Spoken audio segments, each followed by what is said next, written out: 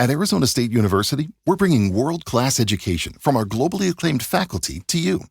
Earn your degree from the nation's most innovative university. Online. That's a degree better.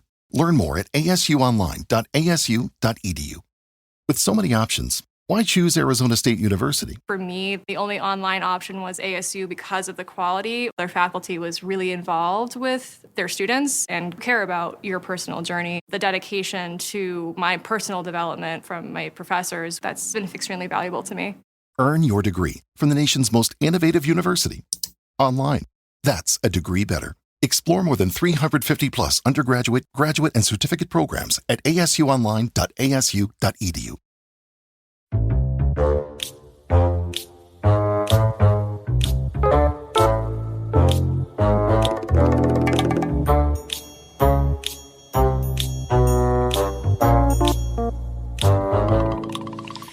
Hi, everyone. Hello. I am Lauren. I am Ken. And this is Paradise After Dark. Dark.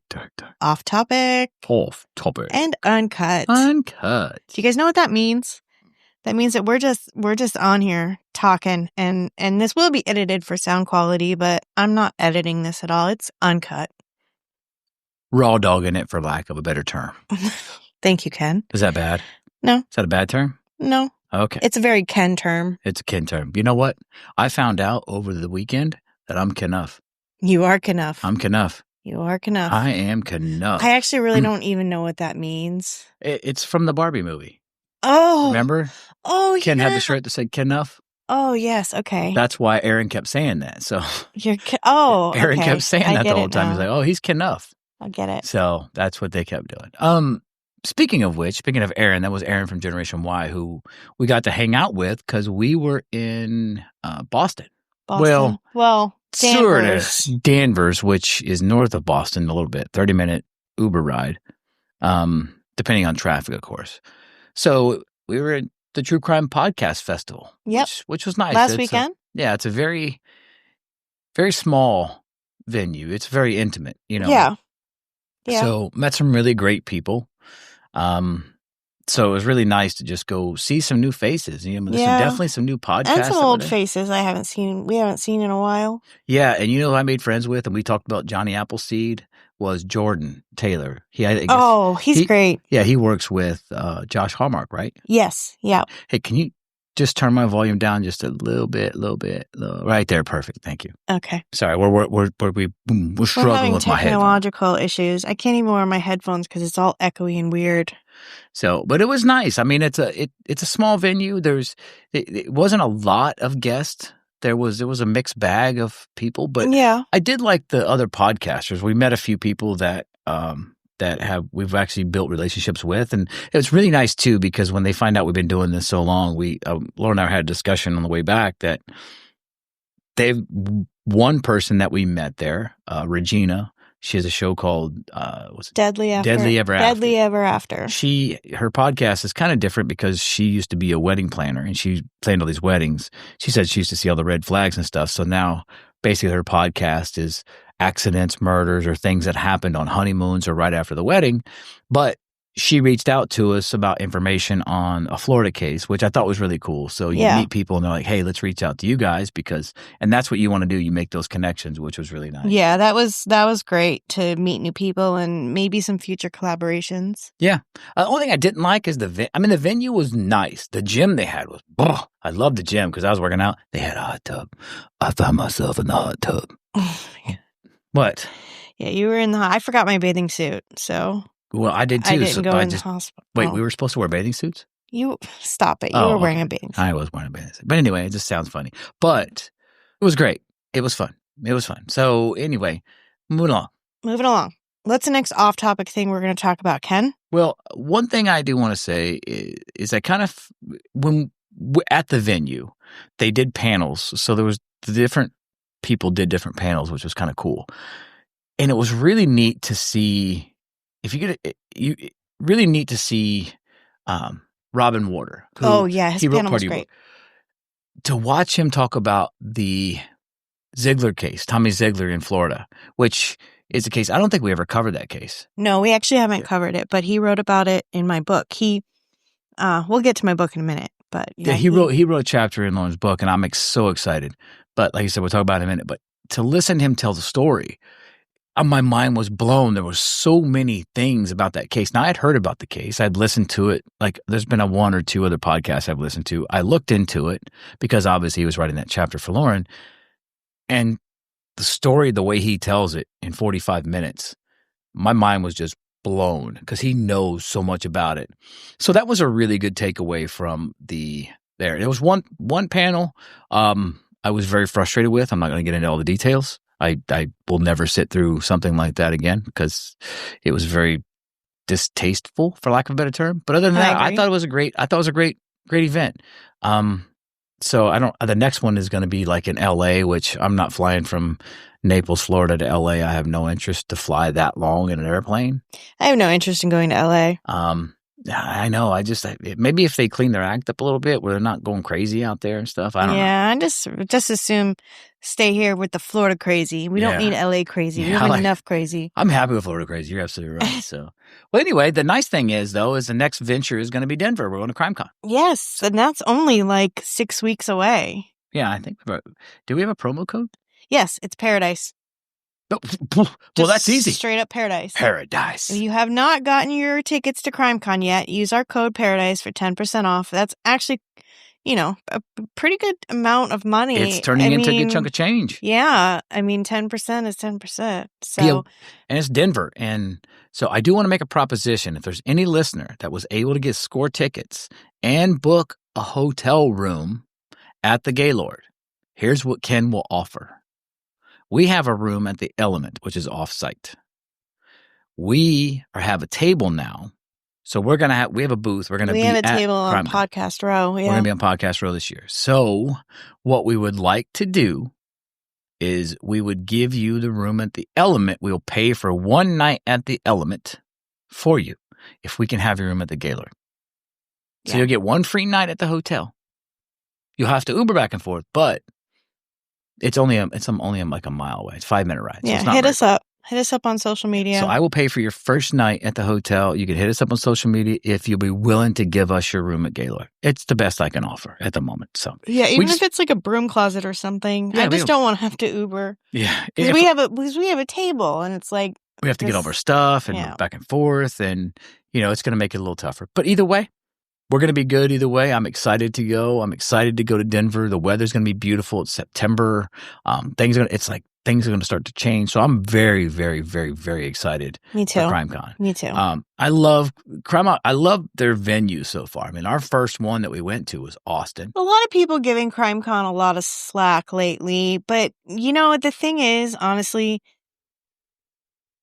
I just like and I'm not even going to get into it, but all that other stuff aside, we will go to any and every event we can to further our message and our mission. And our mission is missing and unsolved crime in Florida.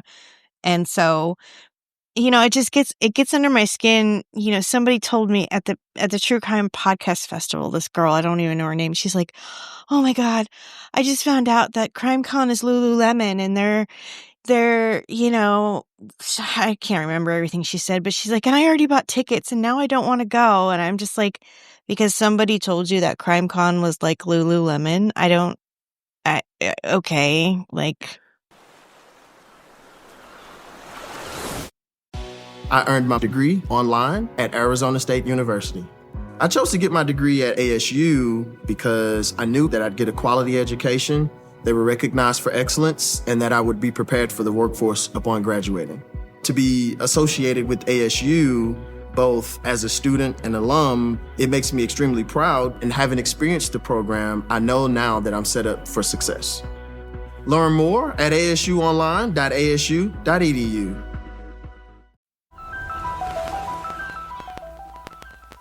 CrimeCon is one of the best events. It is. It really is. I think when it comes to putting on the most content creators together. The most interesting content, the most interesting panels, the most interesting sessions, the most amount of people that you can meet, fans, listeners, other podcasters, family other members, content victims. creators, family members, victims.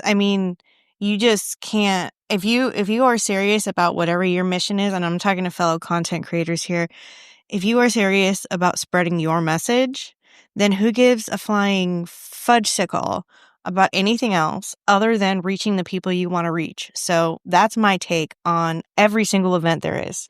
Yeah, exactly. And CrimeCon, I think, is one of the best. We went in 2019, and we've gone to every one since. Yeah. Had booths at every one of them. And if we didn't have a booth, we were there. Yeah. And I think it's a great thing. I'm so excited. The people there are always so great. They're always so gracious. And again, there's going to be people there that you don't like, and that's okay. But so far, I haven't found any of them. Yeah. I love them all. I know. But anyway, so that's that. So we'll be there. Use code Paradise. Come see us. Come join us. We're going to be out there for a little while. We're going to try to go to the Stanley Hotel, or as I call it, the Overlook. The Overlook. Overlook Hotel. It's going to be creepy. I'm hoping that there's no creepy like girls going up and down the. I'm excited about that. I know. That's good. We're going to make a vacation out of it. I've never been that far west. The farthest west I've ever been is Las Vegas. So I'm excited. Well, actually, I'm going to Portland, Oregon. So that's pretty northwest. Yeah, Ken's not going to that. Pacific Northwest. I've never been to that area, so I'm super excited about that. You're not coming, but I'm going with my sister. I'm super excited about that. We're going on some kind of hike to some waterfall and big gorge, and it's gonna be fun. That's gonna be a great time for you too. Yeah, I'm really looking forward to it. And then Denver, and then we're going out to Salt Lake City later this year. Oh my gosh, we've got a lot coming up. We be traveling. We be traveling this year. This is like the year of travel. That's it. And next year we probably won't go anywhere. I mean, we might go somewhere. It's and this is a very, very exciting time. Only because we got to go to True Crime Podcast Festival, which is great because you meet the people, the creators, some of the families, and there's so much going on. I got to go to Advocacy Con in March. Exactly. That was amazing. Yeah, that was an amazing event. Yeah, Eric. I love Eric. He was at True Crime Podcast. Yes, Festival. he was there.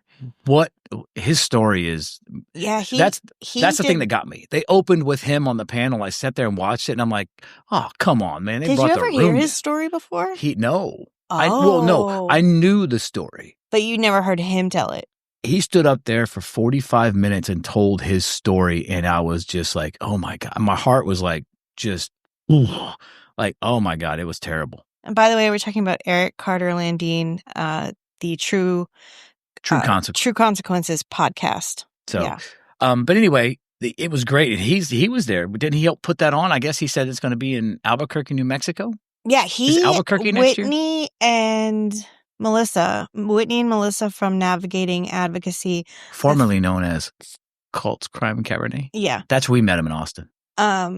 They founded the Advocacy Con, and yeah, next year it's in September in Albuquerque, New Mexico, and I'll definitely be going to that, whether you come or not, Ken. Yeah, I would like to go. I think it was great. I mean, and you took Mindy with you, and she thought it was fantastic. Yeah, it really was. I think if we could get all of our Themis Project members to go, it's just such a great event. If you are a victim's advocate, if you just want to talk about true crime and think it's entertainment, then it's probably not the place for you. But if you are serious about advocating, Advocacy Con is probably a good event for you to try to attend if you can. Yeah, and that's the other thing too is we have Florida Themis Project, which obviously you guys know if you listen at all, that this is something that Lauren is passionate about, and she's got other people passionate about helping and being out there. And you're passionate about it too. Oh, absolutely I am. They're 100%. But I mean, it's like, it's your baby and you've gotten people, you started this thing, this idea you had, and you've gotten everybody to sort of push. And what we want to do is we want to be a resource for people. Right. So we want, spread the word. If you know someone who needs some kind of help, whether if they're a victim of crime or a family member of crime, or they just need help with something in whatever Florida. It is, in Florida. If they need something, contact us. Yeah, we've done, oh my gosh, so many different things that I never even really thought of. Like even as far as, there was a missing woman in St. Augustine, and she had a bunch of cats, and they needed cat food. So I was able to find, I was going to send like Amazon. I was going to Amazon them some cat food. But then I actually found an organization in their area where they could get free cat food for the cats. So, Yeah, I there mean, was- like anything that we can do to help family members, loved ones, friends of either missing people or cold cases. I mean, we've gotten billboards put up. We've, we highlight a different case every month. We do a big social media campaign about a different case each month, either a missing person or an unsolved crime, cold case in Florida. So, Well, this year we're doing Camry Mitchell. She went missing out of, Lake City, Florida. Yeah. And next month we are actually covering Hunter Gutierrez, who went missing fairly recently in Davie, Florida. So yeah, we listen for that. Pay attention to our social medias because that's coming out. yeah. One thing too, as far as the Florida Themis, is if you want to be part of it, part of Florida Themis, and you want to help, we could use help in certain aspects. Yes. We're trying to put together like a team to where, like, we had to get, fortunately, Lauren was going to St. Augustine, so she was able to take a cooler full of water and snacks and things like that to a search party. I was at a search party. I actually participated. I brought food and snacks there in the morning, and then I hung out for a little while. Then I left. I came back, and I was part of that. And it was. I don't know. I want to say it made me feel good. It didn't make me feel good, but I wanted to help. You just feel passionate about it. So there's always options. Reach out to us for that, because we would love to have as many people all over Florida that can help us. If we have somebody in the Panhandle that needs help, if we have people up there that we can contact, that we can make work. Also, we sponsored a family to go to AdvocacyCon. Yes. So how does that work? We can do that again. If you know somebody who could use some help next year when they do AdvocacyCon, which I'm not sure when it is, but have them reach out to us, because we would love to sponsor a family that'd be willing to go. Yeah. And FEMA sponsored a family. They went and I think they learned some. Yeah. Actually, it was really great. We sponsored the family of Kia Taylor. And she is a case that we've covered. And I'm drawing a blank right now. Well, I'm sorry. That case was still unsolved. It is still unsolved. She's missing out of Plant City, Florida, and she's been missing since 2022, I believe. We covered that case. You can find it here at Paradise After Dark.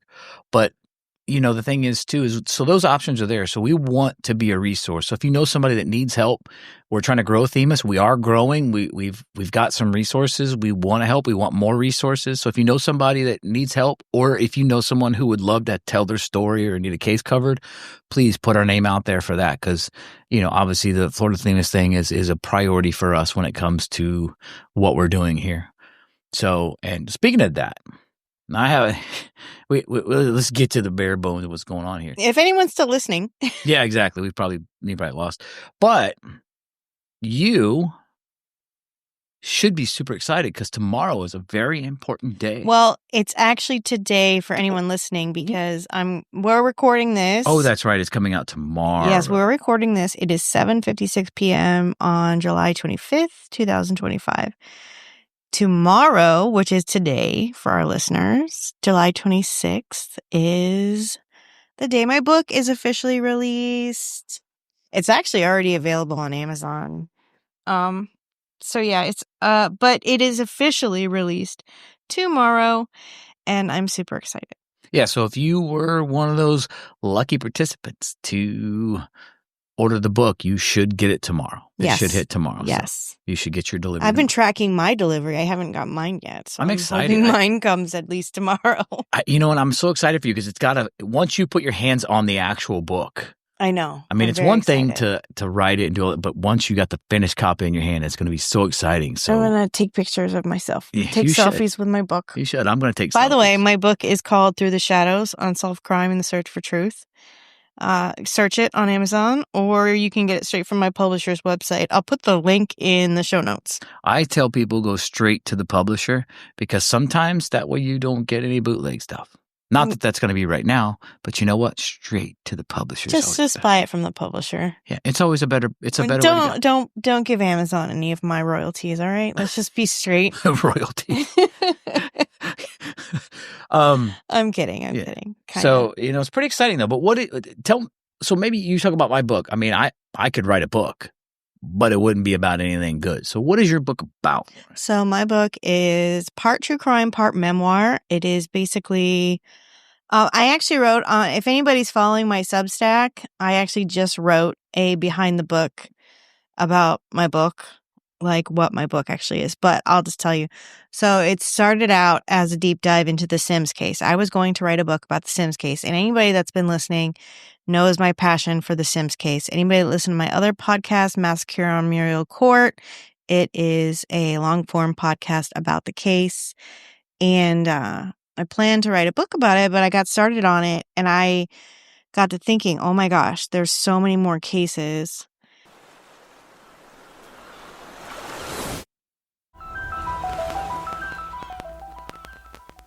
And I got to thinking about everything that we've learned along the way and where we started to where we are now, and the lessons that we've learned, the things that I've personally learned, and how I guess you could say I started out as like a true crime fan, and now I am much more of a victim's advocate than a fan. I don't treat true crime like entertainment. I've gone through a big transformation in this sphere of the true crime world. And, I write about my changes. I write about my past mistakes. I write about the things I've learned. And I also threw in a lot of information. You know, I have the knowledge with a background in law enforcement and a degree in paralegal studies, and having worked in the clerk of courts and for a criminal defense attorney, you know, basically both sides of the. You just run the gamut. Well, I mean, like a lot of people, and this is what kind of, I don't want to say it irks me, but you know, people watch CSI or SVU and they think that it takes a matter of weeks for somebody to be arrested and convicted. And they don't understand why things are the way they are and why the wheels turn so slowly, and why you can't just go arrest someone because you think they're guilty. You can't just search someone's house. There's, you know, I actually break it down. There's a whole chapter about the Constitution, and I actually kind of break it down for people to kind of understand better. I thought it might be a good little guide, like to just kind of, it's not very legal, you know, lingo. I broke it down so people could understand. Yeah. But, you know, I find myself trying to explain that to people a lot. So I wrote about that. I wrote about a lot of things. I even wrote about the Sims case, believe it or not. Well, due process doesn't mean fast process. That is so true. And so I think that actually the coolest part about it for me is that I had contributors. Nick Edwards from True Crime Garage, Robin Warder from Trail Went Cold, Sharon Newman Edwards from Justice Delayed, and Kelly Brink from True Crime Sleep Stories and True Crime IRL. She has 2 podcasts. These are 4 people that I truly admire, and they gave their time to write a chapter. Each wrote a chapter. And if you get the audiobook, which will be available on Audible right now as you're listening, I narrated it, and also Nick, Robin, Kelly, and Sharon all narrated their own chapters. So that's pretty unique. I think that's pretty cool. That's unique. That is neat. Yeah, I actually am excited I'm going to download the audiobook just because I want to like hear it, you know? I mean, I wrote it. I know what's in it. I narrated the audiobook, so I don't really need to read it again, but I'm probably going to listen to it just because I think that's cool.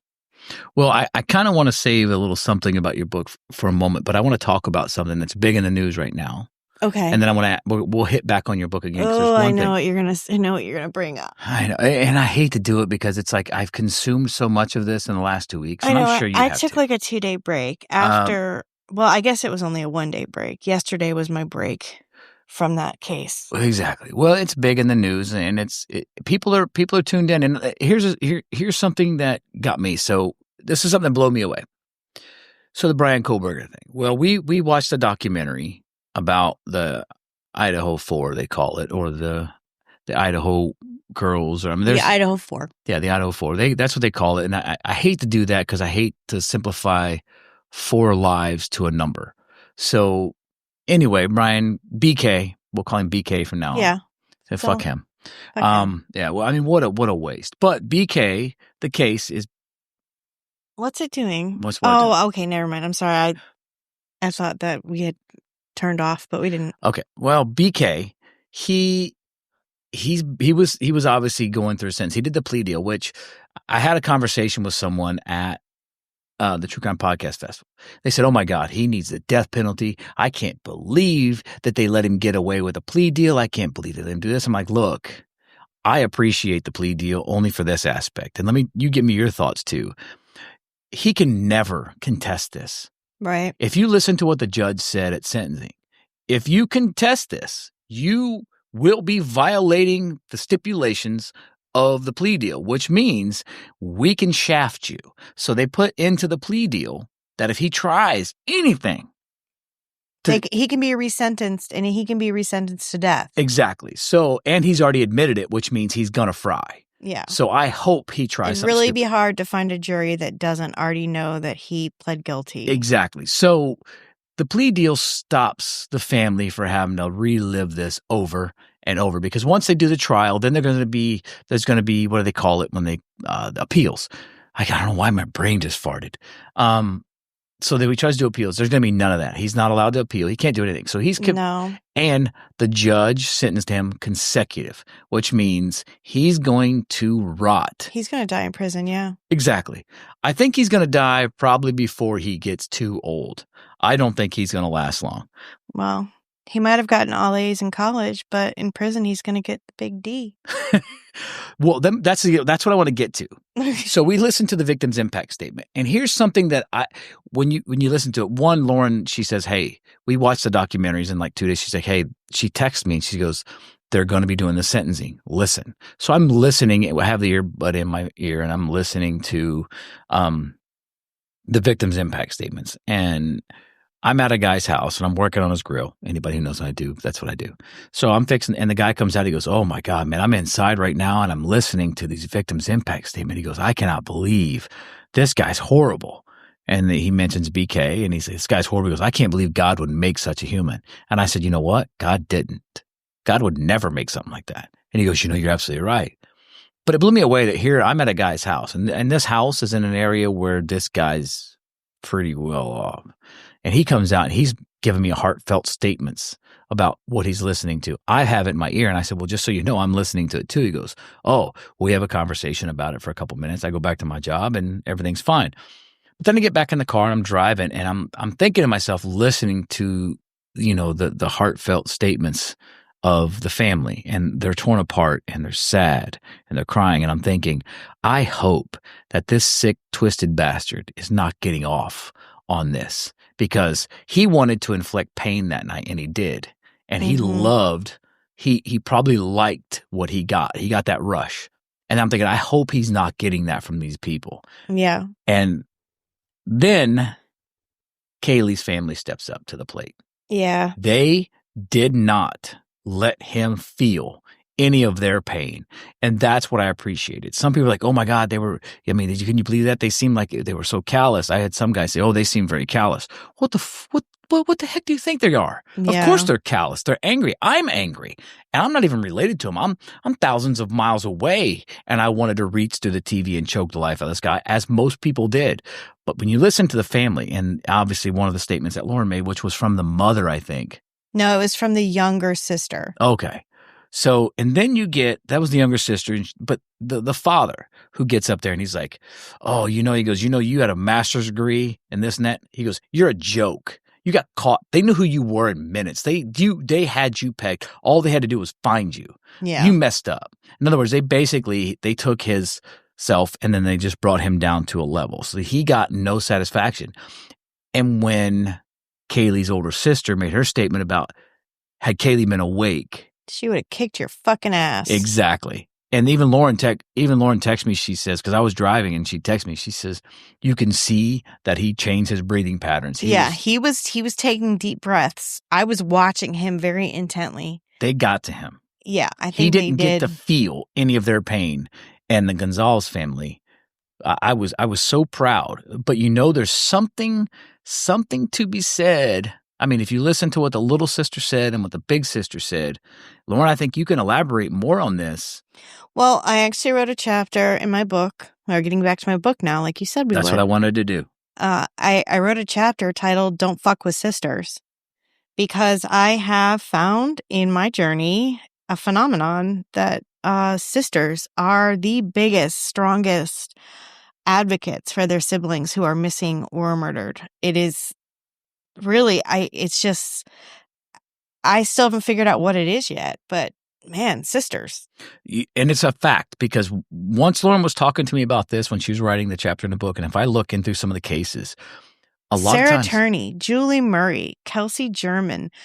Just recently, we had Bonnie Bell, the sister of Danielle Bell, Olivia Gonzalez. I mean, just sisters are so badass. it is. The men sort of, they kind of quiet down. They get more reserved. They keep things themselves, because men have this thing inside where they don't want people to see their emotion. They don't want you to feel their pain. So they'll get more reserved. Sisters, they don't. No. They get pissed. Can I tell you? I just want to tell you quick. I just finished a book today called Dear Sister. I finished it. And it Would is. you recommend it? Oh, yes, 100%. It was written by a woman Recommended named reading. Michelle Horton, and she is the sister of Nikki Adamondo. Nikki Adamondo in 2017 was in a very extremely abusive relationship, disgustingly abusive. I'm not going to get into it here, but if you read the book, you can read all about it. And she actually shot her abuser in self-defense, and there was an overwhelming amount of evidence to show the abuse, and it was sort of insane, really, that she got convicted. And she did get convicted, but then after her conviction, it happened in New York. So the Supreme Court of New York actually resentenced her. She got sentenced to like 19 years to life. They actually resentenced her to 7 years. And this was after like 5 years she had already been there. So she only had to serve like 2 more years, and she came. But her sister wrote the book, and like her sister took her children in, took guardianship of her children, raised them for 7 years, and was her biggest advocate. I mean, the things that her sister did and went through, and, you know, all in the name of getting her sister out of prison, because she never should have gone to prison to begin with. I don't think, and I'm not going to get political, but, you know, Florida has the stand your ground law. I don't think if that would have happened, I think if that would have happened in Florida, I don't think she would have gotten convicted. And actually, it happened in 2017. I think we've really come a long way as far as domestic violence victims, and it's definitely become more the forefront. Yeah. So maybe even now she wouldn't have been convicted, but she really got screwed, and she lost 7 years of her life with her 2 children. But her sister, I mean, it's really an amazing story. Her sister fought for her. Yeah. Stood yeah. up. I mean, still, you know, she just got out in January 2024. So she's been out less than 2 years. And, yeah, she's got a lot of trauma, a lot of, you know, things that she had. I think when you're in prison, they don't really have the resources to help you work through any kind of trauma or anything. So she's got a long way to go. And I think that prison probably traumatized her even worse, which sucks. So, but now, it was a happy ending. And it was a great book. I highly recommend it. Dear Sister by Michelle Horton. Yeah, and the book I have recommended reading. It's called Through the Shadows. Unsolved Crime and Search for Truth. Thank you. So recommended by reading. Lauren Samples. By Lauren Samples. She is excellent. If you're an audio person like me, you want to get that on Audible so you can listen to Lauren tell the story. But yeah, the chapter Don't Fuck with Sisters, I'm excited because I've heard about it. Lauren has pretty much told me all Ken about it. Ken has not read any of my book yet. I have not. Why? And I told her I want to read the finished product. I want to have it because there's different variations. The problem with this book, and this is why this is so important to me because I'm so proud of Lauren. I'm so happy for her because she spent a long time with this. It started off as one project that turned into another project. And then she, again, when she talks about her metamorphosis in this book, it actually occurred through the book. So she started one way and then she changed and thought, so it's like you have to understand that she was changing as the book was being written. And that's what I'm so happy for. And I can't wait to read it. That's why I wanted the finished product, because I want to see what everybody else is going to read. And that's what I want to read. So, but obviously I was the sounding board for a lot of the stuff. So please check out her book, and please don't fuck with sisters. Don't fuck with sisters. So is there anything else you want to talk about, Lauren? I think that's it. No, I think make sure you hit up. There's a guy I spoke to in a group. It's called Crime Writers On at True Crime Podcast Festival. I just want to give them a plug because their show was great. They did a live show. They're funny. They talk about documentaries. It's kind of like True Crime Obsessed, but actually funny. Yeah. Actually informative, actually funny. Yeah. So check them out. Also, like I mentioned, Deadly Ever After. Deadly Ever After. Regina, and I think the other girl's name is Tanya, I'm not sure, but I met Regina. She's great. And other than that, I think Through the Shadows, Unsolved. Crime and the Search for Truth. That's it. It's a long time. You could just call it Through the Shadows. I've really shortened it to TTS. TTS, when I like that. I'm texting my publisher and everything. It's just TTS. Yeah, TTS. So, but anyway, anything else you want to add, babe? No, I think I'm good. Everybody read my book. Yeah, please do. And check out everything else we've got. Find us on social media. Hit everything up. Make sure you hit up Florida Themis Project. Follow us, like us, all that good stuff, so that way you can stay in tune. We should have another episode coming up for you in August. Yep. And thank you, everyone, for listening. To Paradise After Dark. Dark.